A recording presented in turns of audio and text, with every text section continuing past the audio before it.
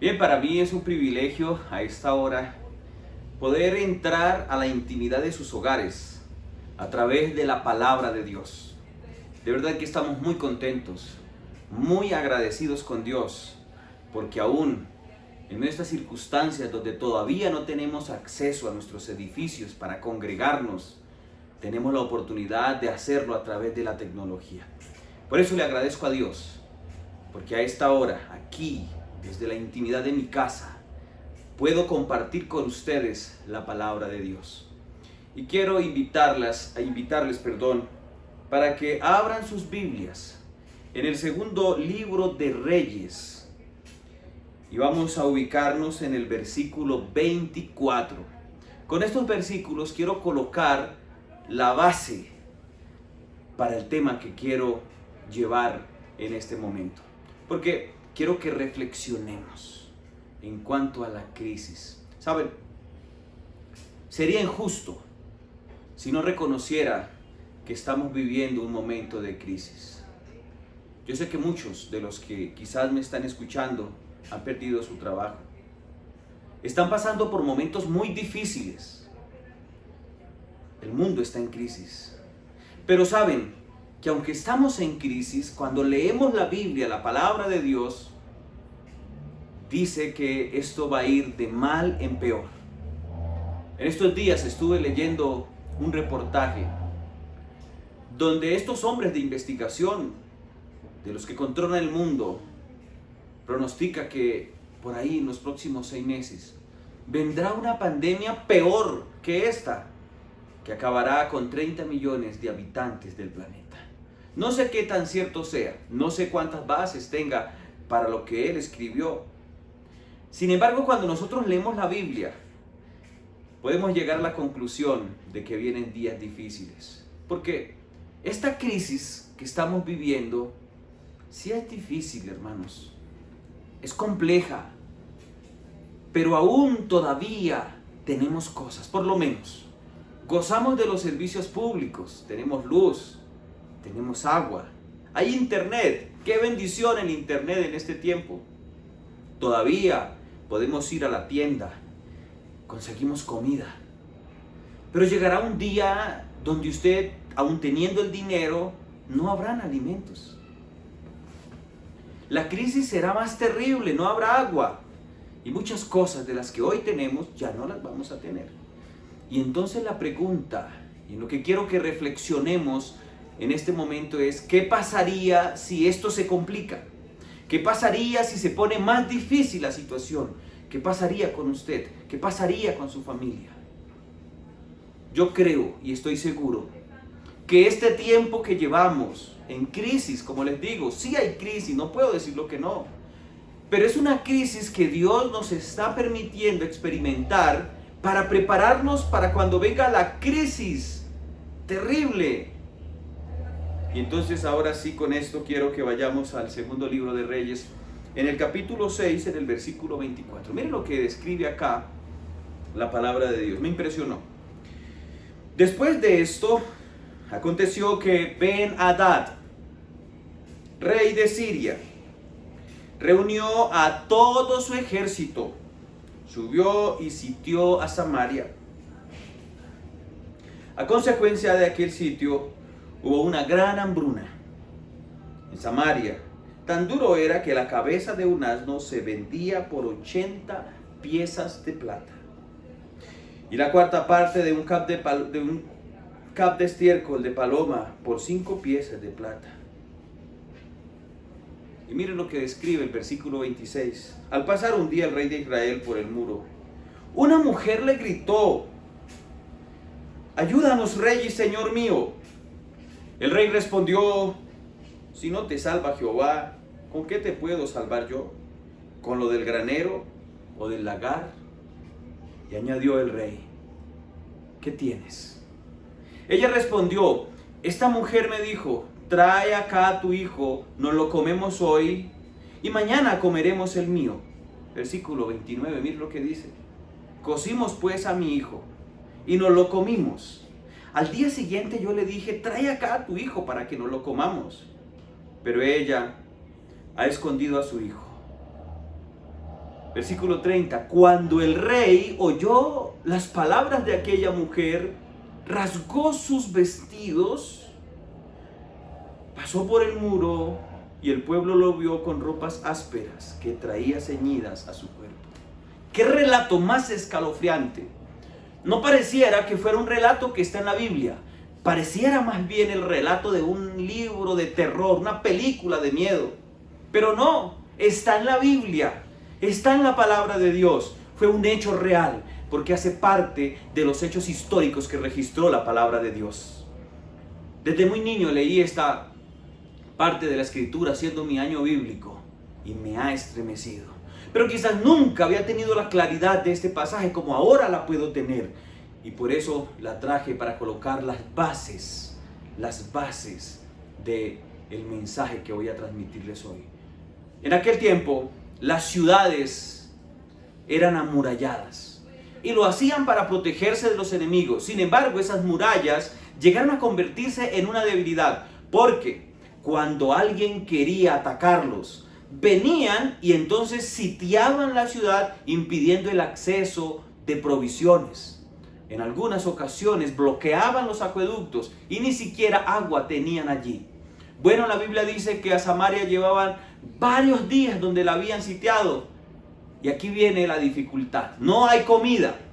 Y lo primero que el pueblo de Dios, porque aquí está hablando de gente del pueblo de Dios, eran judíos, eran israelitas que conocían los principios de Dios. Y aquí lo primero que ellos abandonan en medio de la crisis es ese principio que Dios estableció desde la misma creación en cuanto a la alimentación. Dios estableció unos alimentos limpios, unos impuros, de los cuales se nos permite comer y de los cuales no están permitidos comer. Y saben que los asnos están entre la lista de los alimentos inmundos. Pero la Biblia dice que era tanta la crisis, era tanta la hambruna, que ya se estaban comiendo los asnos, tanto que la cabeza, que era lo más económico, era la parte más económica del asno, se estaba vendiendo por lo menos por lo que se compraban 3 asnos. Allí habían llegado los hijos de Dios, habían abandonado los principios de salud. Pero la crisis siguió, la crisis continuó. Y ahora el escritor no pudo evitar registrar este evento tan escalofriante. Una mujer vino y hizo un pacto con su vecina. Era tanta el hambre que le dijo: mira, comámonos a nuestro hijo y mañana comeremos el tuyo. Y convinieron en un trato. Y yo me puedo imaginar la escena tan terrible, hermanos. Porque antes de esta mujer llevar a su pequeño hijo, quizás un poco ya desnutrido, había perdido el peso por la misma hambruna, tuvo que, antes de llevarlo a la olla para cocinarlo, con sus propias manos, quitarle la vida. Luego imagínense ustedes a esta mujer desprezando a su bebé, a su hijito, para ahora colocarlo en una olla, echarle los pocos condimentos que quedaban, y ahora luego invitar a su vecina con su familia y empezar en sus platos a servir pedazos de su propio hijo. Yo me imagino, ya una vez sentada en la mesa, llevando pedazos de su hijo para saciar su hambre. Si es que la naturaleza humana nos dice que un padre sacaría el pan de su boca para dársela a sus hijos. Y quizás aquellos que tienen hijos comprenden mejor lo que estaba sucediendo. Es que, hermanos, miren, yo apenas pensando en esta situación, quedo paralizado, porque no puedo imaginarme una escena tan terrible, pero estaba pasando. Aquí quiero decirles el centro, la esencia del mensaje del día de hoy. Saben, queridos amigos, es en la crisis donde se sabe de lo que usted está hecho. Es en la crisis donde se revela lo que hay en su corazón. Es en la crisis donde sale lo que hay aquí. Por eso, este tiempo de crisis, porque hay crisis, es un momento para prepararnos. Es un momento para acercarnos a Dios. Es un momento para dejar que Dios controle nuestra vida. Porque van a venir días más difíciles. Y entonces saldrá de realmente lo que hay aquí adentro. Por eso yo pienso, hermanos, que este momento que tenemos, que es de crisis, es un momento de preparación. ¿Y cómo podemos prepararnos? A través de la oración. ¿Saben? A través del ayuno. Yo nunca había entendido por qué el ayuno, si el ayuno es la abstinencia total o parcial de los alimentos. Y les hablo de ese ayuno especial de 3 días que ustedes me han escuchado hablar tantas veces. Y yo decía, bueno, pero ¿qué relación tiene en abstenerse uno de los alimentos por 3 días? Y someter el cuerpo al hambre, a la agonía. ¿Saben por qué? Porque el ayuno ayuda a estabilizar nuestros hábitos en la vida. Porque el ayuno ayuda a controlar nuestros apetitos. Porque el ayuno nos acerca al Señor. Y la oración, ustedes no se imaginan lo que puede hacer la oración en estos últimos días, donde me han dado la oportunidad de predicar. Estoy enseñando a orar de una manera organizada. Porque en el libro de Mateo, en el capítulo 6, el Señor dijo que no era la oración. Y Él dijo, mira, la oración no es para que te vean. Si tú acostumbras y amas a orar en las esquinas donde todos te ven como los hipócritas, eso no es orar, dijo el Señor. Pero si tu oración es solo vanas repeticiones, Él dice, yo sé lo que tú necesitas, eso tampoco es orar. Y entonces, ¿qué es orar? El Señor dijo, mira, en cambio la oración es que tú entres a tu aposento. Allí en lo secreto, en la intimidad de tu vida, en lo oculto, donde nadie te ve, pero el Padre te ve. Entra allí y ábrele tu corazón a Dios. Y el que ve en lo secreto te recompensará en público. Él dijo, esa es la oración. Y entonces, hermanos, tenemos varias dificultades para orar. Una de ellas es que cuando empezamos a orar, se nos acaban las palabras. ¿Y saben por qué se nos acaban las palabras? Porque estamos usando vanas repeticiones. Y les voy a colocar un ejemplo. A veces solo decimos, bueno, Señor, ahora que estoy aquí de rodillas, quiero agradecerte por el día de que me has dado. Bendíceme, perdona todos mis pecados, cuida a mi familia, en tus manos coloco mi vida, ayúdame, bendíceme. Y ahí quedamos sin palabras, amén. Cuando nos levantamos en la mañana, Señor, gracias por la noche que nos diste, gracias por mandar a tus ángeles, gracias por cuidarnos, perdona todos mis pecados, coloco mis necesidades en tus manos, bendíceme, bendice la iglesia, bendice a los hermanos de la iglesia, en nombre de Jesús, amén. Y eso es lo que hemos hecho por años. ¿Saben que eso es vana repetición? Y eso no es orar. Entonces yo he organizado, hermanos, en estos últimos días, un bosquejo para orar organizadamente. Porque eso es el Padre Nuestro, un bosquejo. Y entonces yo empiezo mi oración glorificando a Dios. Y me tomo algunos minutos para usar palabras como, por ejemplo, poderoso, eterno, misericordioso, bondadoso, majestuoso, eterno Dios. Le estoy diciendo a mi mente que a ese Dios que me arrodillé a adorarlo está por encima y que yo soy la criatura. Luego de que usé unos segundos, porque ahí no se va mucho tiempo, son segundos, empiezo a agradecer. Y soy muy específico. Le agradezco a Dios por mis hijos, por la noche, por mi familia, por la oportunidad de haber llegado al Evangelio de la Iglesia Adventista, por todo lo que Dios me ha regalado en esas últimas horas después de la última oración que realicé. Y soy muy específico. Todo se lo agradezco a Dios, la respiración, el sol. Soy un niño al agradecerle al Señor. Aún por los momentos difíciles, aún por los desiertos, le agradezco a Dios. Luego de que le agradecí, ahora empiezo un proceso de confesión. Y empiezo a confesar mis pecados, pero soy específico. Y ahí se me va buen tiempo y empiezo a confesar. Luego de que confesé, ahora empiezo a interceder. Y dejo que mi mente empiecen a llegar nombres de personas. Llegan nombres y empiezo a orar por esas personas, por su familia. Y si Dios las trae en ese momento de la oración, es porque necesitan una oración, y empiezo a clamar, y ahí se me va buen tiempo. Luego de que ya yo clamé por otras personas, ahora empiezo a orar por mis necesidades. ¿Y saben por qué oro por otras personas primero? Para que mi mente, mi corazón se dé cuenta que yo soy afortunado y que hay personas que están pasando peores momentos que este hombre. Luego de que empecé y miren, le cuento todo a Dios, le cuento todo al Señor, todos mis sueños. Hay por lo menos 5 cosas que no me fallan. Le clamo al Señor por su Santo Espíritu. Le pido al Señor sabiduría todos los días. Le pido al Señor que me llene de humildad. Le pido al Señor que me llene de gracia, porque eso es un don. Le estoy pidiendo en estos días inteligencia. Y saben, hay un don de los dones espirituales que están allí en la lista, que se lo llevo pidiendo al Señor por más de 15 años. Y a lo mejor no estoy preparado, no es el tiempo de Dios. No se los puedo contar. Algún día después de pronto ustedes lo descubrirán. Y sigo pidiéndole por mis proyectos, por mis planes, porque he aprendido, mis queridos, a no hacer nada sin consultárselo a Dios. A no hacer nada sin que Él lo sepa.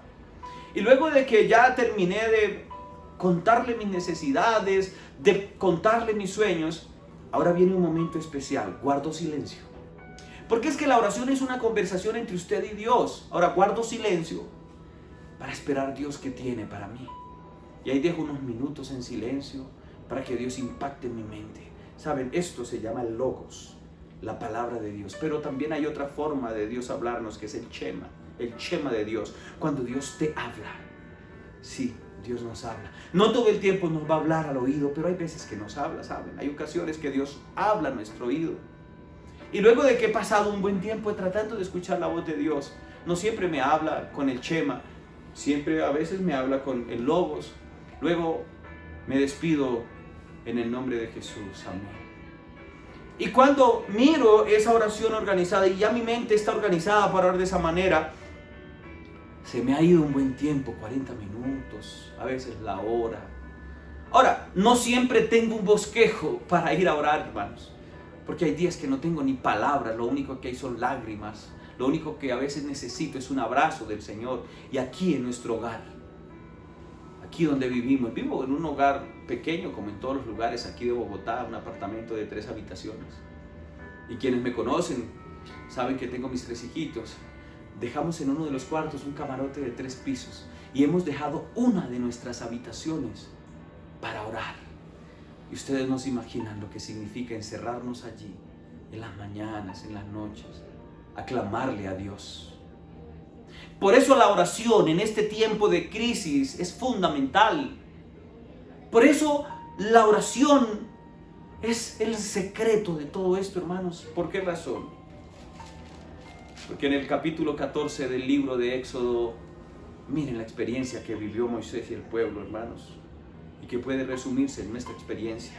Dice así: habló Jehová a Moisés, y cada vez que habla Jehová es palabra de Dios, y le dijo: di a los hijos de Israel que regresen, que acampen delante de Pi-Hahirot, entre Migdol y el mar, enfrente de Baal-Zephón. Acamparé frente a este lugar junto al mar. ¿Saben?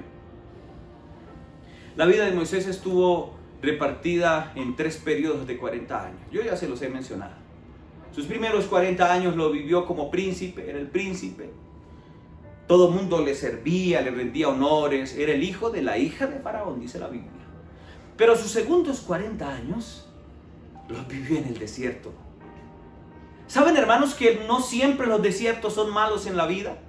Los desiertos están representados por esos días difíciles, esos días oscuros, esos días de lágrimas. Pero ¿saben que los desiertos, cuando vienen de Dios, son para hacernos crecer y para bendecirnos? Yo no sé si en este momento le estoy hablando a alguien que está por el desierto, pero quiero decirte algo en este momento. Fue en el desierto donde el pueblo de Israel experimentaron, conocieron el maná. Fue en el desierto donde vieron cómo una nube durante el día les acompañaba para protegerlos del sol. Fue en el desierto donde una columna de fuego los defendía en la noche. Fue en el desierto donde por 40 años solo tuvieron un vestido y un calzado y nunca se envejeció. Fue en el desierto cuando caminaban durante días enteros y sus pies nunca se hincharon, nunca se enllagaron, dice la palabra del Señor. Fue en el desierto donde vieron brotar agua de una roca. No siempre los desiertos son malos. Al contrario, los desiertos bendicen nuestra vida. Porque los desiertos nos preparan para una bendición mayor en la vida. Y de eso se trata, y el Señor conoce el proceso que lleva en cada uno de nosotros. Así que Dios tenía un propósito con Moisés, así como tiene un propósito con mi vida, así como tiene un propósito con su vida. El propósito para Moisés era que él fuera el líder del pueblo de Dios. Y él lo sabía. Él sabía desde muy pequeño cuál era su propósito. Pero él quería cumplir el propósito de Dios a su manera, a su voluntad. Y entonces cuando está allí y ve a un judío peleando con un egipcio y el egipcio lo maltrata, él viene y le quita la vida. Él pensaba que esa era la manera, la fuerza de él, pero estaba equivocado. Y entonces Dios tuvo que enviarlo ahora 40 años. Después de 40 años el Señor se le aparece en una zarza ardiente y le dice: mira, quita tus calzados porque el lugar donde estás es tierra santa. ¿Y saben qué hizo? Él se quitó los zapatos porque en el desierto había aprendido a confiar en Dios.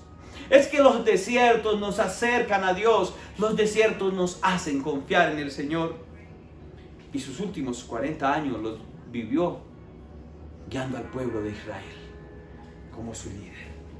Entonces, en esos segundos 40 años, y por eso me impresiona esta primera parte de Éxodo 14, los vivió en todo lo que se conoce como el Valle de Mesopotamia.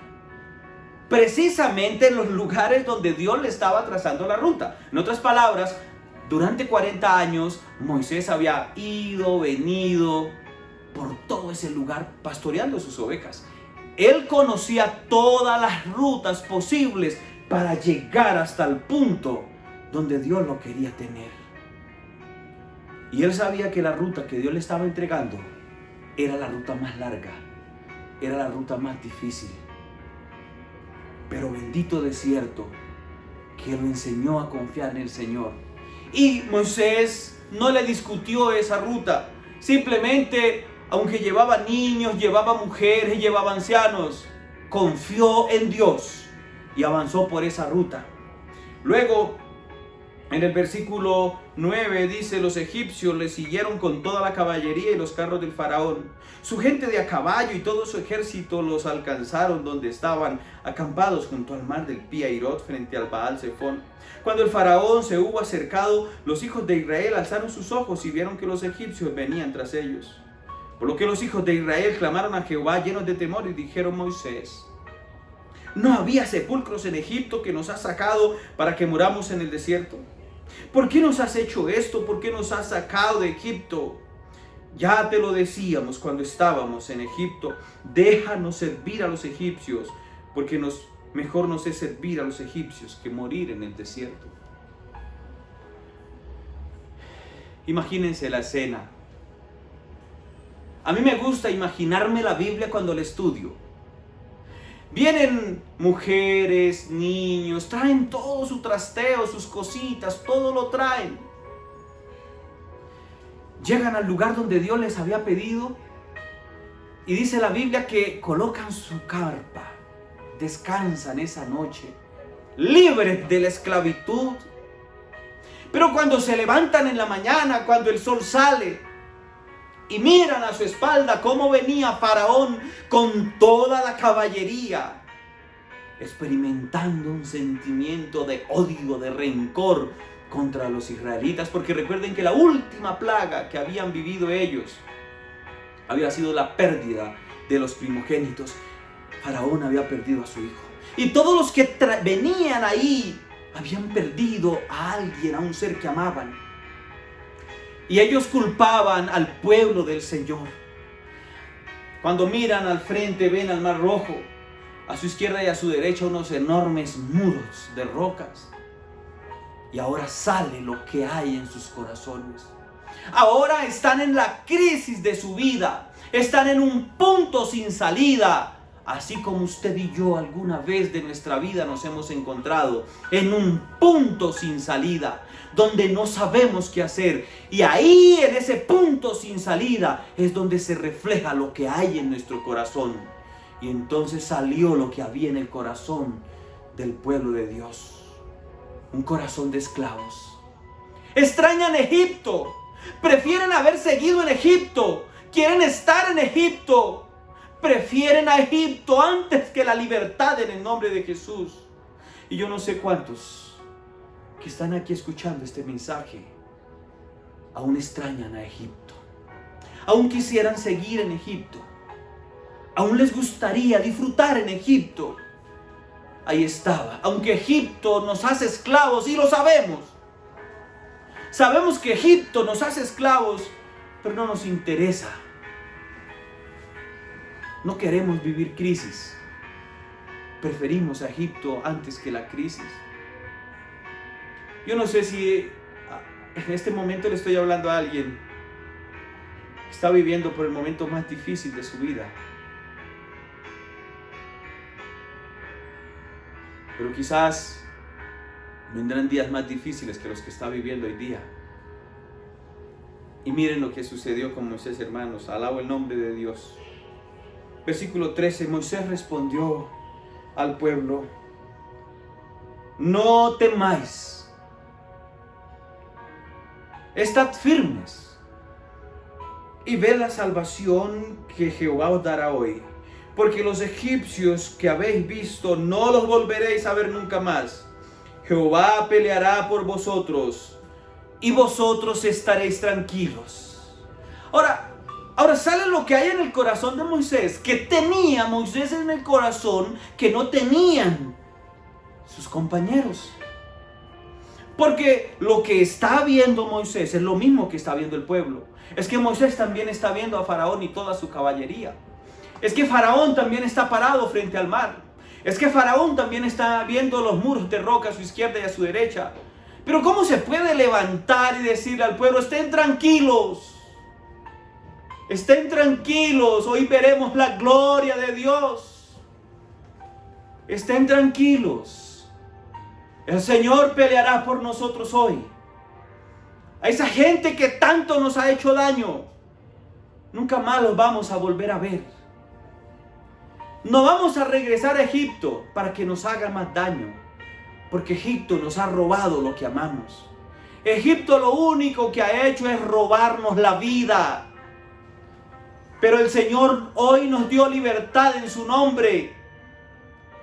Él nos dio salvación en su nombre, porque Él es el que está peleando por nosotros todas las batallas.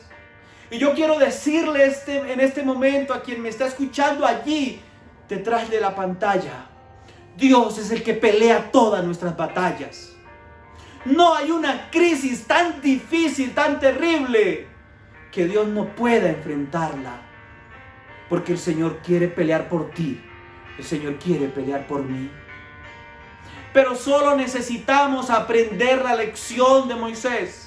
Necesitamos aprender a confiar en Dios. Necesitamos aprender a entender y saber que Dios siempre provee para sus hijos. Pero necesitamos prepararnos. Por eso yo tengo la seguridad, después de analizar todo lo que está pasando, todo lo que estamos viviendo, que este momento que Dios nos ha dejado es un momento de preparación, de ayuno, de oración, de estudio ferviente de su palabra. Ahora más que nunca debemos prepararnos para que de verdad, cuando vengan los días terribles, usted y yo podamos estar de pie. Ahora, en la experiencia de Moisés, ¿qué era lo que lo hacía estar tan seguro en el Señor? Saben que él había seguido la ruta que Dios le había trazado, y está aquí la ruta. Por eso yo quiero cerrar este momento invitándoles en el nombre del Señor Jesús para que sigamos su ruta, sigamos la ruta del Señor. Vivamos, experimentemos su palabra ahora más que nunca. Dejemos que Dios sea Dios en nuestra vida. Y aunque estemos en el desierto, creámosle que Él nos va a bendecir porque Él ha prometido bendición. Y quiero quizás hablarle a quien está pasando por un momento difícil en su economía.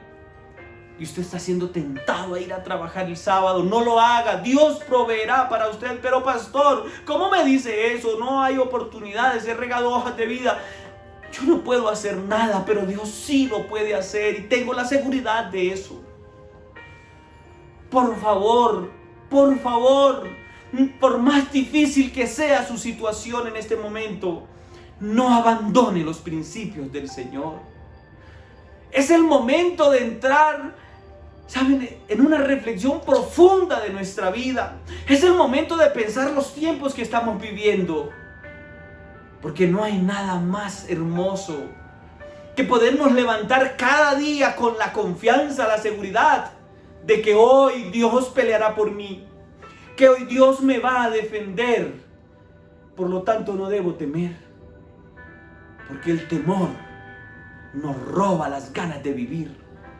El temor nos roba los momentos de estar con nuestra familia. El temor nos quita la vida, literalmente.